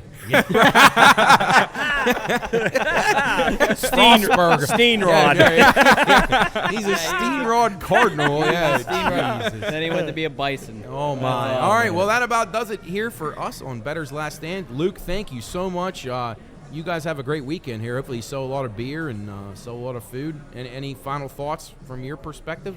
It's always good having you guys, talking to you guys. Do a show here every once in a while and Absolutely. get more people out here. Yeah. Just come check out the new menu and always great atmosphere. Awesome. And, if any of you young listeners, we got Santa Slam Christmas Eve, Friday night. Tyler Porter, local Wheeling Park guy, playing music from 9 to midnight, and then free jukebox music from midnight to 2 in the morning. What time does that start, Luke? That's going to start at 9 at night. Tyler Porter, 9 to 12 acoustic, then 12 to 2 free jukebox. Bring your ugliest Santa sweatshirt, sweater. Wait, why did you say all you young listeners out there? What about us old guys? Well, if you please, I want to see you out here. Think he'll make it I see 9 my to man midnight? Pavlik every once in a while. He's a night owl of the He group. is. Yeah, He he's is. a night owl with of the his group. honey? Is he out there with his honey? Every once in a while. Coach will be asleep by 9. That's Maybe 10. I could probably Christmas make an hour. Eve, you might be I rocking could and bump it rolling. up. Christmas Eve. I love this you place. got Hey, nothing else to do. we might have to take up on your offer, a little Yes. private section up here. Yeah, I mean they realized when they walked in Thanksgiving Eve, like They made a mistake. I should have know. done it. I was the only guy that wanted to. That was Soup's fault. That was He it, messed yeah, that it whole was thing Soup. up. Guy's never on the ground very long. He's All always right, moving around. Luke, All right. thanks a million. Yes, You're the Luke, man. thank you. All right, well, that does it for us. Bettor's Last Stand. Come out and support Generations. Yeah, Get absolutely. upon your Great burger. place. Thanks to our friends here at Generations for hosting us as always. We love being here. Thanks to Luke and his dad and his sister who's done a wonderful job waiting on us.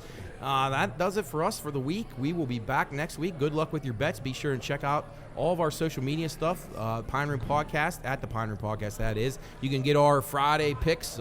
Jubb will have them all out so you can see our winners. Again, Luke going with the Eagles and the Redskins. Ooh, so yeah. We'll hopefully that parlay will hit, and everybody has a great weekend. Great to have Jarrett on the show for the Jarrett, first time. Yeah, great job on your debut, Yeah, and we will be back His debut. next week in the Pine Room. Be sure and check us out on Monday. We have Coach Crutchfield on the radio show at 2 o'clock Eastern Time. So we'll be back then.